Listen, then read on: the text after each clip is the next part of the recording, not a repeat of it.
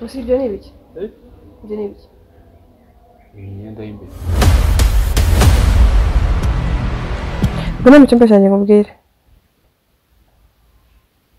Ahe, ngwino cyangwa ubyihorere.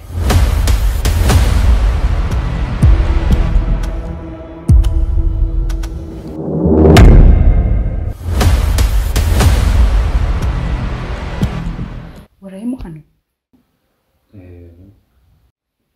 Sabrina arimo? Ni ukuvuga ngo mwararanye. Sabrina, ukunda gusenga? Kubera? Ese ejo wadusanzemo hano? Ase ufite iki kibazo? Harya aranyibutsa. Ugifite imyaka 13-14. Umukozi w'Imana yazaga kukoza. No, Sabrina nta kibazo nta kintu bitwaye.